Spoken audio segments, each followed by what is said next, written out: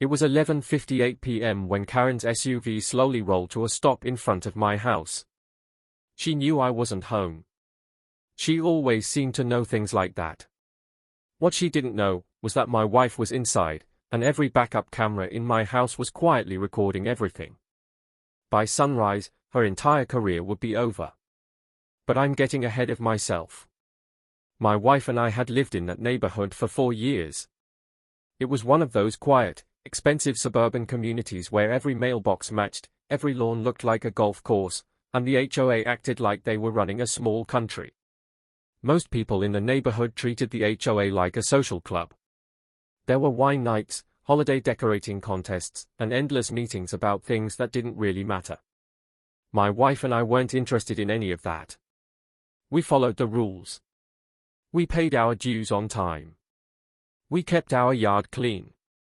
But we kept to ourselves. And apparently, that was a problem.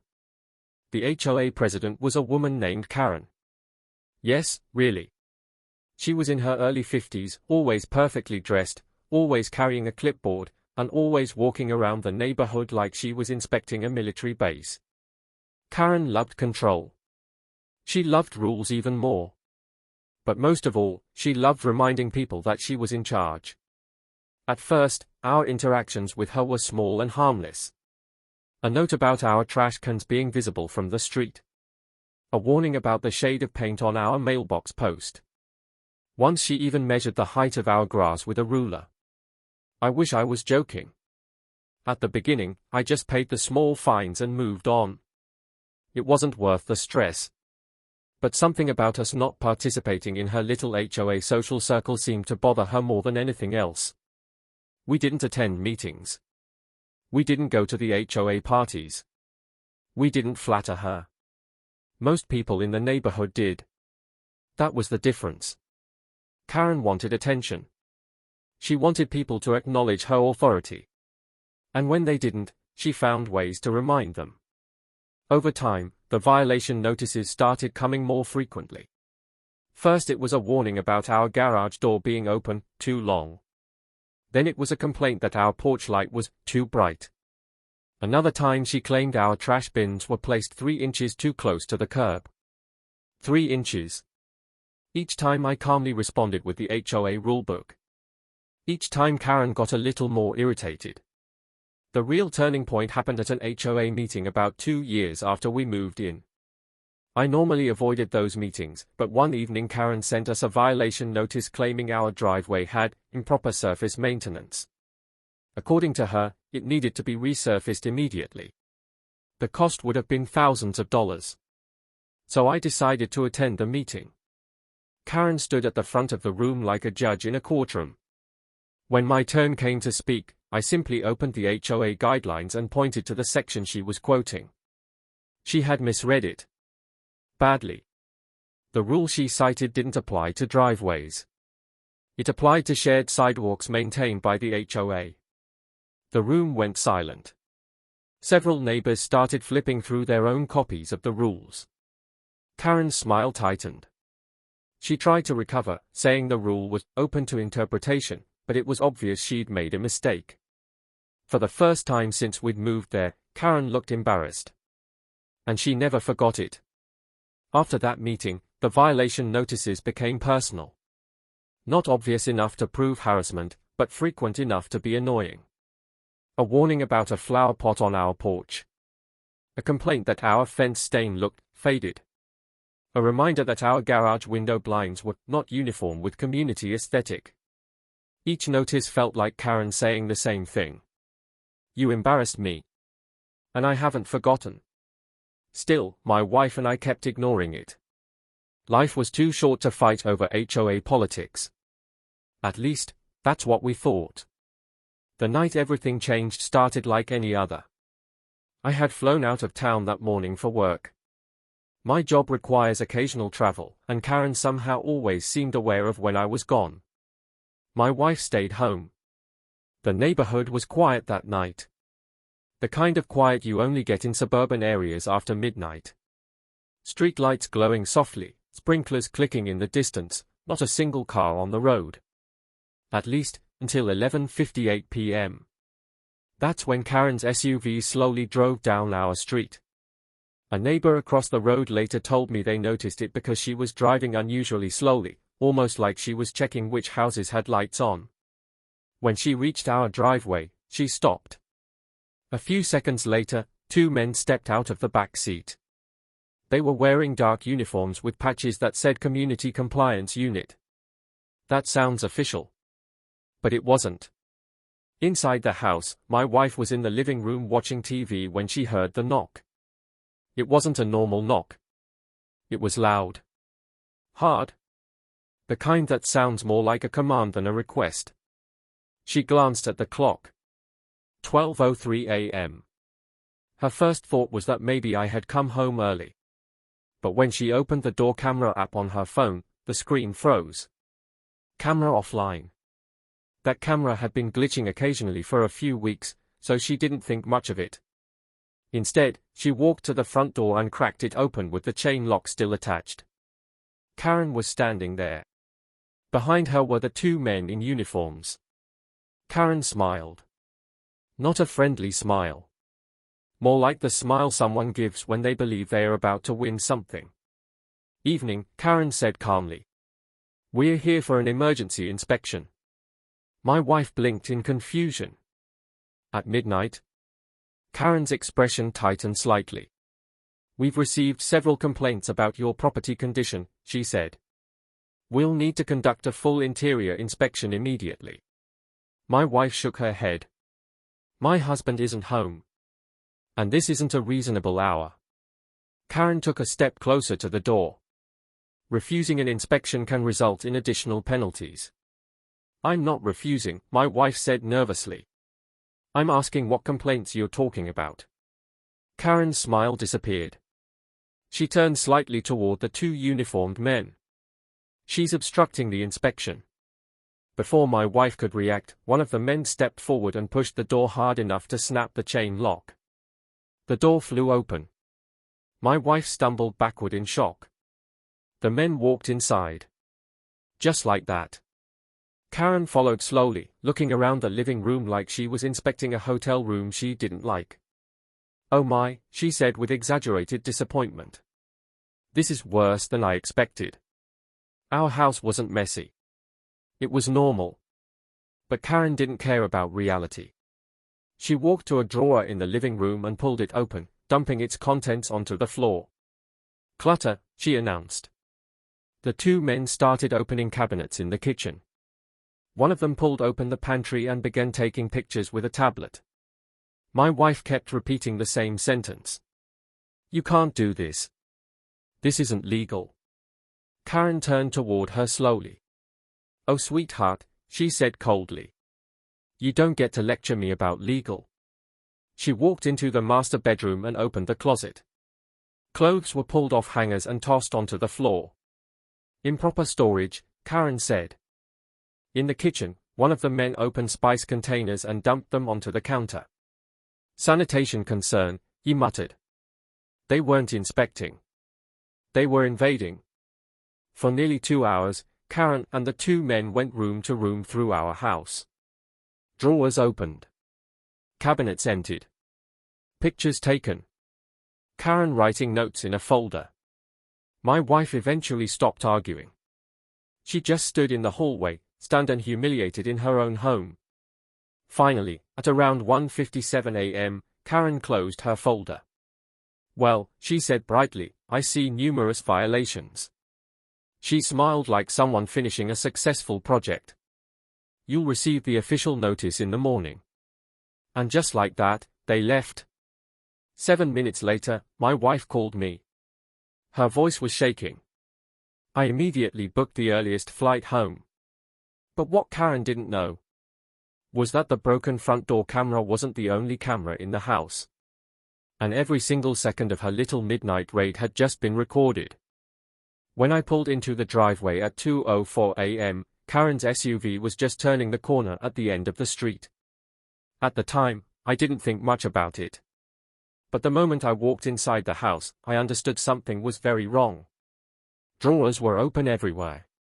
Clothes were scattered across the hallway floor. Kitchen cabinets hung half open, and spices were spilled across the counter like someone had shaken them out in anger. And in the middle of the living room floor, my wife was sitting there, crying. I dropped my bag immediately. What happened? It took her a moment to answer. She was still shaken. Between tears, she explained everything. Karen showing up with two men. The uniforms. The demand for an inspection. The door chain snapping. The way they pushed their way into the house. The way Karen walked around like she owned the place. By the time my wife finished explaining, most people would probably have been furious. But I wasn't yelling. I wasn't pacing. I was calm. Very calm. Because Karen had just made a mistake that would end her HOA career. There was one thing about our house Karen didn't know. And she should have done her homework before barging into it. My job involves security systems and surveillance. I don't talk about it much because the details are boring to most people.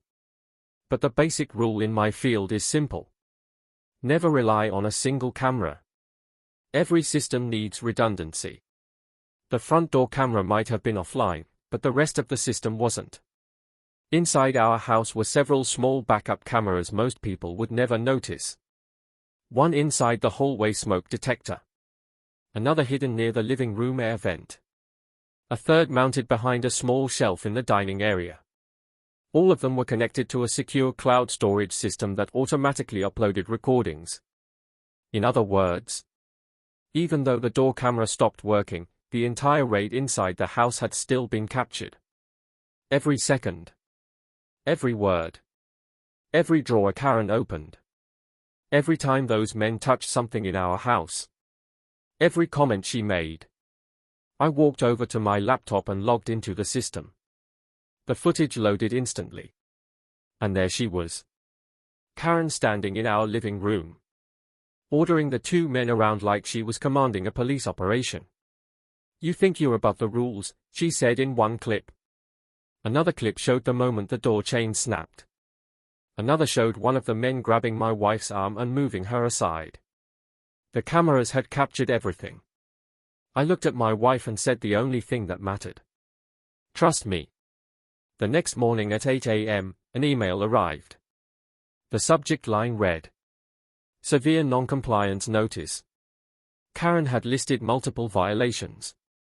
Bathroom sanitation concerns. Improper kitchen storage.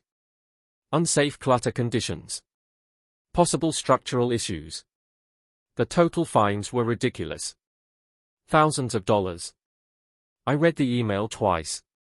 Then I smiled. Not because it was funny. Because Karen had just confirmed exactly what I needed. She believed she had won. Which meant she had no idea what was coming. At 10 a.m., I walked into the HOA office. Karen was sitting behind her desk like always, wearing a perfectly tailored blazer and flipping through paperwork. When she looked up and saw me, she smiled. The same smug smile she always used. I assume you received the notice, she said. I did, I replied calmly. And I'd like to file a formal complaint. Her smile grew slightly wider. Against yourself? The room suddenly became very quiet. Two other board members were sitting at the conference table, reviewing documents. They both looked up. I placed a tablet on the table in front of Karen. Not exactly, I said. Then I pressed play. At first, the audio filled the room. Karen's voice was unmistakable. She's obstructing the inspection. Then the video appeared. Karen stepping into our living room. Ordering the men inside. Opening drawers. Throwing clothes onto the floor. Making comments about violations. One of the board members leaned forward. What is this? Karen's face had already started to lose color. That's footage from inside my house last night, I said calmly. The room went completely silent. The video kept playing. There was the moment the door chain snapped. There was the moment one of the men grabbed my wife's arm. There was Karen saying, "You think you're above the rules." One of the board members suddenly pushed back his chair. "That inspection was never approved," he said. Karen tried to speak, but nothing came out. I paused the video. "You conducted a forced entry into my home," I said calmly, "without legal authority." Karen finally found her voice. "You refused an inspection." I raised my hand slightly. "No," I said. "My wife asked for an explanation at midnight." The board members looked at Karen, then back at the video. I continued. "The two men you brought with you were not law enforcement. They were labeled Community Compliance Unit." I tapped the screen. "That's impersonating authority." Karen's hands were trembling now. "And the door chain you broke," I added. "That's property damage." I leaned back slightly, and moving my wife aside after forcing entry, I said quietly, "That's harassment." One of the board members rubbed his forehead. Karen looked like she had just realized the ground beneath her had disappeared. "I've already forwarded copies of this footage to my attorney," I continued, "and to the county office." The silence that followed was completely different from the silence Karen usually created. This silence had consequences in it. For 4 years, Karen had acted like the HOA was her personal kingdom.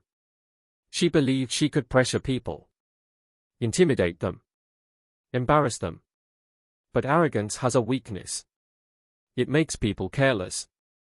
And Karen had just been very careless. Within 2 weeks, an internal investigation began. The two men she brought with her turned out to be private security contractors. They had no legal authority to conduct inspections. The so-called emergency inspection had never been approved by the HOA board. And forcing entry into a home without consent? That was something the county authorities were very interested in. Karen resigned before the board could officially remove her. The violation notices against my house were immediately cancelled. The HOA issued a written apology, and the board quietly updated their inspection policies to make sure something like that could never happen again. But the real victory wasn't legal. It wasn't the apology. It was the moment a few nights later when my wife walked through the house without looking over her shoulder. The moment she finally slept peacefully again. Karen thought midnight was the perfect time to show her power. But sometimes the moment someone believes they're untouchable is exactly when they destroy themselves. And Karen learned that lesson the hard way.